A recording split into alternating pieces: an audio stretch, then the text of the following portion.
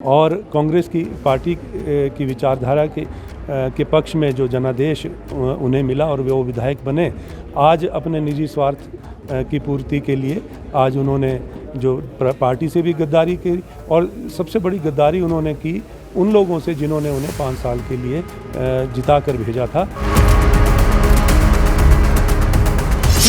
जारी थी और बातचीत तो हमारी रोज़ ही होती थी और जिस तरह का आरोप उनका कहना है कि उनके काम नहीं हो रहे थे और उनकी सुनवाई नहीं हो रही थी, वो बिल्कुल उनकी बयानबाजी निराधार है, गलत है।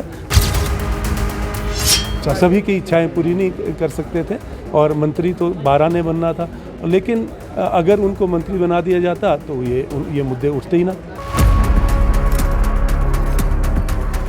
हाँ, भारतीय जनता पार्टी के विधायक भी संपर्क में हैं, हमारे साथ संपर्क में हैं और लेकिन मैं ये ज़रूर कहना चाहूँगा कि इस तरह की जो लोकतांत्रिक व्यवस्था जो है, जिस तरह का बनाने का प्रयास कर रही है, लोकतांत्रिक मूल्यों के आक्षेप जो है भारतीय जनता पार्टी के नेता कर रहे हैं, ये एक निंदनीय है और ऐसा नहीं होना चाहिए। हिमाचल प्रदेश देवभूमि है और ये हमारी संस्कृति नहीं है। सभी के काम माननीय मुख्यमंत्री जी कर रहे हैं। माननीय मुख्यमंत्री जी का सबसे एक्सेस है और इतने आसानी से मिलने वाले मुख्यमंत्री जो है मैं समझता हूँ प्रदेश को मिले हैं, प्रदेश की जनता को मिले हैं और उनके सारे काम जो बिल्कुल सही तरीके से हो रहे थे। लोकतांत्रिक मूल्यों की रक्षा करने की गुहार जो है हम प्रदेश की जनता से लगाएंगे और आने वाले समय में इस तरह से बिकने वाले विधायक ना जीत कर आए, ऐसी व्यवस्था बनाने की हम कोशिश करेंगे। इन बातों को लेकर हम जनता के बीच में जाएंगे। जो कांग्रेस के बागी नेता थे उन्होंने भाजपा का दामन थाम लिया है और अभी हमारे साथ खास बातचीत के लिए CPS संजय अवस्थी जी किस तरह देखते हैं जो ये आपके 6 कांग्रेस के नेता थे, उन्होंने जो है भाजपा का दामन थाम लिया, क्या इससे कांग्रेस को कहीं नुकसान तो नहीं होगा? नहीं, नुकसान कांग्रेस पार्टी को नहीं हुआ। दुख जरूर हमें हुआ है कि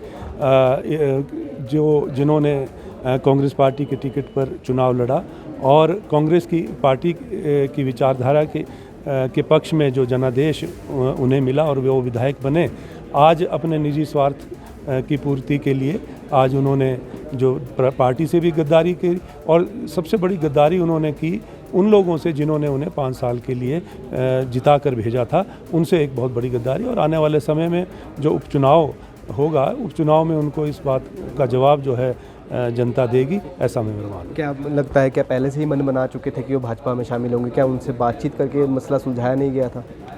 नहीं, बातचीत जारी थी और बातचीत तो हमारी रोज़ ही होती थी और जिस तरह का आरोप उनका कहना है कि उनके काम नहीं हो रहे थे और उनकी सुनवाई नहीं हो रही थी, वो बिल्कुल उनकी बयानबाजी निराधार है, गलत है और सिर्फ अगर उनको मंत्री बना दिया जाता तो ये बयानबाजी ख़त्म हो जाती। लेकिन मंत्री बनाने की एक सीमा है और हिमाचल प्रदेश में आपको पता है छोटा प्रदेश है, 68 विधानसभा क्षेत्र हैं, 68 विधायक चुनकर आते हैं, तो सीमाओं में रहकर जो है वो मैं समझता हूँ कि एक सभी की इच्छाएं पूरी नहीं कर सकते थे और मंत्री तो 12 ने बनना था, लेकिन अगर उनको मंत्री बना दिया जाता तो ये मुद्दे उठते ही ना। चर्चा ये भी चल रही है कि भाजपा ये भी कह रही है कि अभी और भी विधायक कांग्रेस के हैं जो हमारे संपर्क में है, वो भी अभी आ सकते हैं। ये उनका कहना एक गलत है, झूठा प्रचार है। हाँ, भारतीय जनता पार्टी के विधायक भी संपर्क में हैं, हमारे साथ संपर्क में हैं और लेकिन मैं ये ज़रूर कहना चाहूँगा कि इस तरह की जो लोकतांत्रिक व्यवस्था जो है, जिस तरह का बनाने का प्रयास कर रही है, लोकतांत्रिक मूल्यों के आक्षेप जो है भारतीय जनता पार्टी के नेता कर रहे हैं, ये एक निंदनीय है और ऐसा नहीं होना चाहिए। हिमाचल प्रदेश देवभूमि है और ये हमारी संस्कृति नहीं है और जनता के साथ एक बहुत बड़ा धोखा है और पार्टी के साथ भी गद्दारी है। मुख्यमंत्री के ऊपर बार बार ये आरोप लगे कि मुख्यमंत्री सुनते नहीं थे, काम हमारे नहीं करवाते थे, आप भी मुख्यमंत्री के साथ रहते हैं, आप बताएं इसमें कितनी सच्चाई है? बिल्कुल झूठ है और सभी के काम माननीय मुख्यमंत्री जी कर रहे हैं। माननीय मुख्यमंत्री जी का सबसे एक्सेस है और इतने आसानी से मिलने वाले मुख्यमंत्री जो है मैं समझता हूँ प्रदेश को मिले हैं, प्रदेश की जनता को मिले हैं और उनके सारे काम जो बिल्कुल सही तरीके से हो रहे थे और माननीय मुख्यमंत्री तो कभी मना ही नहीं करते हैं। और विकास की जो योजनाएं अब उनके क्षेत्र में चल रही हैं और जिनके लिए बजट की व्यवस्था भी प्रदेश सरकार ने करी है, वो आने वाले समय में वहाँ उस विधानसभा क्षेत्र की जनता को जो है वो दिखाया जाएगा, बताया जाएगा कि किस तरह के झूठे आरोप इन्होंने लगाए। ये एक बहाना है, ये मात्र एक बहाना है और कुछ निजी स्वार्थ है जिनके रहते जो है वो आज पार्टी से उन्होंने गद्दारी की है।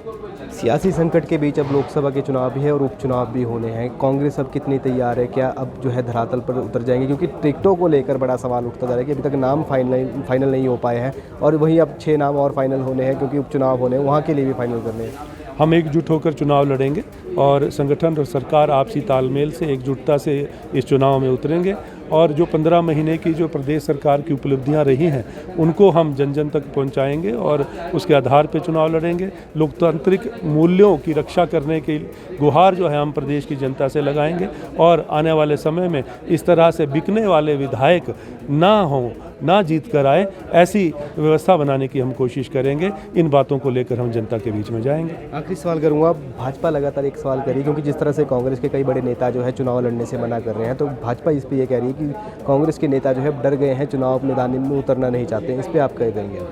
नहीं, अभी तक तो हमारे कोई उम्मीदवार तय नहीं हुए हैं और चर्चा चल रही है, मंथन चल रहा है और अभी ये कहना कि कोई चुनाव लड़ रहा है, कोई नहीं लड़ रहा है, ये तो बिल्कुल अभी it is too early to say. लेकिन ये ज़रूर मैं कहना चाहूँगा कि जब मंथन के बाद चुनाव के लिए जो हमारे उम्मीदवारों की घोषणा हो जाएगी, उसके बाद जिनको उम्मीदवार बनाया जाएगा वो सब चुनाव लड़ेंगे। जी, बहुत धन्यवाद बातचीत करने के लिए। तो ये थे हमारे साथ CPS संजय अवस्थी। जिस तरह बागी नेताओं ने आज भाजपा का दामन थामा है, तो उसको लेकर भी इन्होंने कहा है खुलकर कि अब जो है वो जो है उनको जो है अब जिस तरह से विधानसभा के चुनाव होंगे तो ग्राउंड पे जो है वो जनता उनको इसका जवाब देगी। ऐसे ही देखते रहे आप द समय न्यूज़ हिमाचल। मेरे सहयोगी संजू चौधरी के साथ मैं कमल भारद्वाज।